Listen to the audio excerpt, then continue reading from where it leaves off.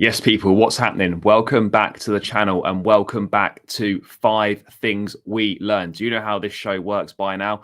The show where I get into the major talking points from the previous England game. And obviously, England beat Senegal 3-0 in the last 16 of the World Cup to advance to the quarterfinals, where they will take on defending world champions France next weekend in what will be a mouth-watering clash. But guys, before I get into this video, please make sure you smash the likes, subscribe to the channel if you haven't done so already, and leave your thoughts in the comments below on whether you agree or disagree with what I have said in this video. But let's get straight into it then. England convincing 3-0 winners against Senegal. Goals from Bukayo Saka, his third of the tournament, Harry Kane getting off the mark, and Jordan Henderson getting off the mark for the tournament as well. And the scoreline makes it sound very convincing, but this is going to lead me straight into my first point. And for me, and I don't know if you agree with me or not, I've noticed that apart from the first game against Iran, England have started games very slowly this tournament. Every game they've started really slowly. Against the US, they were terrible for the whole game. Against Wales, the first half was poor.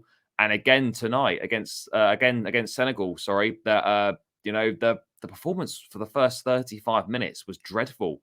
England was sloppy. They were giving the ball away. The centre halves, John Stones and Harry Maguire, couldn't pick a pass into midfield to save their lives.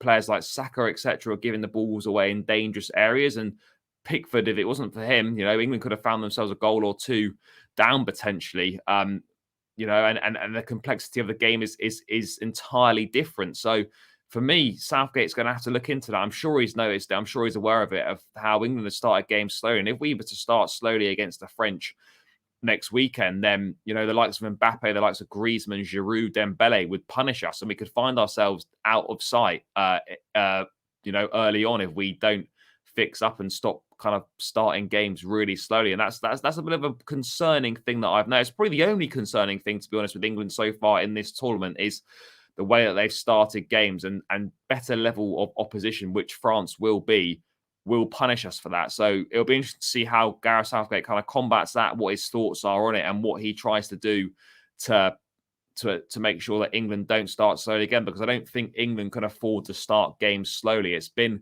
something that I've noticed. It might be nothing. I'm sure, I don't know if other people have noticed it or not, but England have started games really slowly, and as I said, against a better level of opposition, you've got to fix up. You've got to be on it from the first whistle. You've got to be on it from the get-go, because otherwise you will be punished. And if England aren't on it from the get-go against the French, then it could be a long and difficult afternoon. They could well find themselves on the plane home. So that was just my first point, really, that England have got to start games quicker, got to start more on the front foot, got to cut out sloppy mistakes from the off, and then hopefully that'll make things a lot easier for them, because tonight you'd think it was an easy game. You haven't watched it, but that 35 minutes was anything but easy for England, and anything but pleasing on the eye. But let me move on to my second point now. I want to talk about Jordan Henderson and him proving his worth to the England side. Wasn't really thought of at all in England setup from a lot of people's perspectives. He was kind of just in there as part of the leadership group, in there for his experience and kind of what he offers off the pitch. We didn't see him against Iran. We saw him against the US come off the bench, and people were quite confused about that. He then started against Wales.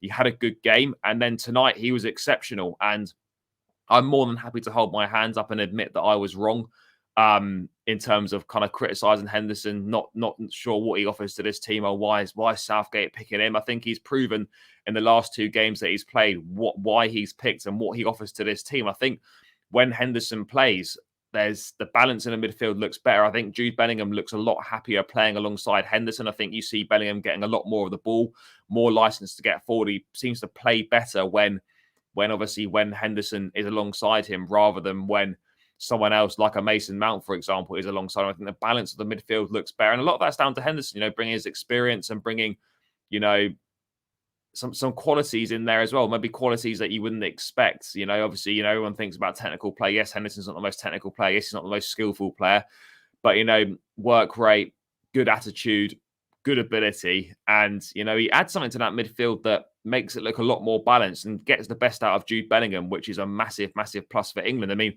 he takes his goal really well tonight. It's a great link up between him and Bellingham. The 2 midfielders combining there, and it's a good finish from Henderson. I felt Henderson had a really good game tonight, and I think, to be honest, he's probably put himself as a shoo-in now to start the quarterfinal against France as well. But tonight, Henderson had a really good game against Senegal. 100% of his duels won, 100% long ball accuracy, 100% shot accuracy, passing accuracy is really high, good amount of touches, eight accurate passes into the final third, recovered the ball well, one shot, one goal. And he did boss that midfield. And I think, to be honest, now for me, as I said, I think Henderson is going to be one of the main guys, one of the first names on the team sheet in that midfield for England. And that Henderson, Bellingham, Rice midfield's got a real nice balance to it. And I think that'll be what England will look to go with going forward. Obviously, against France, will Southgate look to shore it up more and go with a back five to try and counteract the threats of Mbappe, Griezmann, Dembele, Giroud, and whatnot.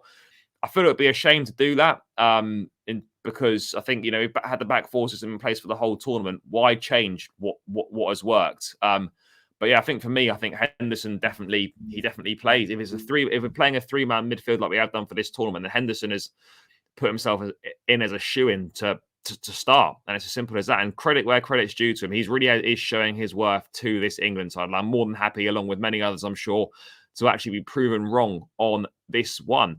But yeah, Jordan Henderson, that is my second point. Moving on to point 3, the importance of Phil Foden. I've been banging the Phil Foden drum for a while now. Those of you who regularly watch the videos on the channel will know that I've been saying that Phil Foden has got to be playing in this England team. He's got to be starting, and I wasn't understanding why he wasn't featuring more.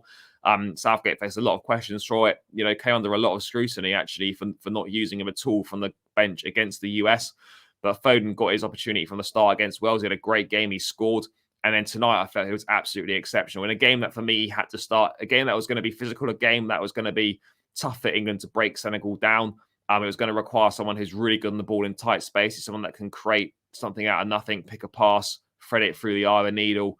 Foden ticks all those boxes. And I don't think people appreciate how good this guy is. We've got a very special player on our hands. I think, for me, could be the most talented player England have produced since Rooney. He's certainly up there with Rooney, with Gaza, as probably the three most talented players that England have ever produced, with obviously Jude Bellingham not too far behind him. But Foden tonight demonstrating exactly why he should be in the team. Good on the ball in tight spaces, as I said, picking out great passes, 2 assists, nice little touches on the ball here and there.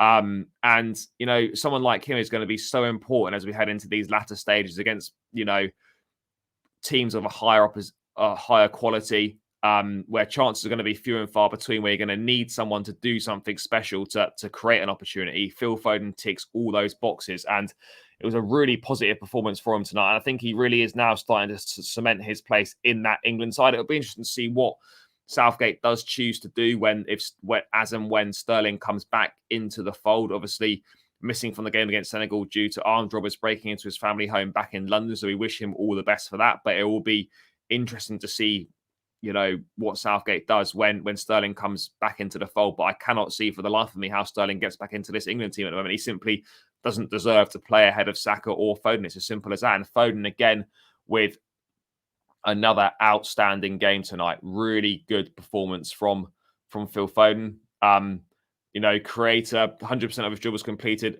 over 80% passing accuracy, 3 key passes, created 2 big chances, and got 2 assists. And Phil Foden is that creator for England. And, the more we get him the ball, the more times that he's going to make things happen. Absolutely superb tonight. Really, really good from Phil Foden. And I'm delighted for him as well, because it's been tough, I think, in an England shirt for him.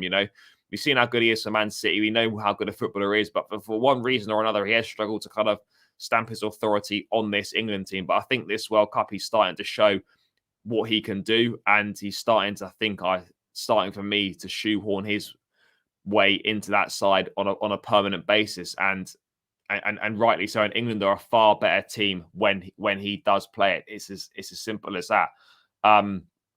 Moving on to point number 4 now, and that's Harry Kane getting off the mark. He's now 1 goal away from equaling Wayne Rooney's all-time goal-scoring record for England, and he did actually surpass an England record today. His 11th goal in major tournaments, 7 at the World Cup, 4 at the Euros. He's overtaken Gary Lineker's 10, and he's now the 3 Lions all-time top scorer in major tournaments. So a moment of history for Harry Kane there. and he's only now 1 goal away from equaling Wayne Rooney's record, as I said. I felt had a good game tonight, took his goal really well. Great finish. We know Harry Kane's great at finishing, and it would be good for him to get off the mark. It'd be a relief for him as well. Hopefully the goals will start to flow now. But, he's so much more than just goals. I think if you don't think Harry Kane's not had a good tournament because he only got 1 goal, you don't really understand football. He's been so important to this side. He's got 3 assists already on the board. And you can see that, he's not just a goal scorer. He's more than that. He's a creator. He's a link play. He's happy to drop deep, pick the ball up, and pick passes to more advanced players. He ticks a lot of boxes. He's an all-round centre forward. Yes, sometimes I think, I'd like him to just, stick closer to the box and stuff. But, I think he's shown that he's multifaceted. He's got multiple bows to his arrow, and he's really important for England. I mean, that's kind of stating the obvious, but he offers so much more than just goals. And he kind of makes that front line work. He links that play. He's good on the ball. His finishing is second to none. And as we know, took his goal really, really well. And yeah, it's just great for Kane to get off the mark. And hopefully this can breathe some more life into Kane. And we'll see a hungrier Kane as we head into the latter phases of the knockout tournament. But yeah, really delighted that Harry Kane has managed to get off the mark. Really important that he did so sooner rather than later, despite the fact he was still playing well for the team. So yeah, I think it's a real positive for Kane. It's a positive for England that he is off the mark. Really, really important. And I just wanted to finish off with my final point, and that was to praise Gareth Southgate. Guys that regularly view into the channel will know that I'm not Southgate's biggest fan, but credit where it's due. His tournament record is phenomenal. He knows how to get it done. And the one thing that I've been critical of him of most is being bold and about putting his best players on the pitch and not to play so defensively. And in this tournament, fair play to him. I'm not saying he's taken my advice on board. Of course he hasn't. But he's gone with a back 4 for the whole tournament. He's playing a much more expansive brand of football. He's playing a much more attacking style of football. And he's making the most of the talented attacking players that we've got. And it's making a massive difference. And he's also using the bench well as well. I mean, I've been critical of him at times. And even in this tournament, in certain extent, against the US, I don't think he used the bench particularly well. But he's been using the squad very well from the bench. He's giving key players rest. He's changing the games at key moments. He's not waiting too long to make substitutions, and long may that continue. It's going to be really important against France in what is probably going to be a very tight game. That again, he gets those changes right. He makes sure that he's not caught out. He's not too late in making a change. But yeah, I just wanted to praise Gareth Southgate. I think his management in this tournament has been exceptional. The way that he's abandoned that back 5 system. He's gone for a more attacking brand of football, more expansive, getting more attackers on the pitch. There's a nice balance in midfield, and the attacking players have got license at the top end of the pitch to create and do what they do best. So credit where credit's due for Southgate as my final point. But yeah, guys, that rounds out another 5 things we learned. Make sure you smash the likes on the video, subscribe to the channel if you haven't done so already, and leave your thoughts in the comments below. And I'll catch you again in another video soon.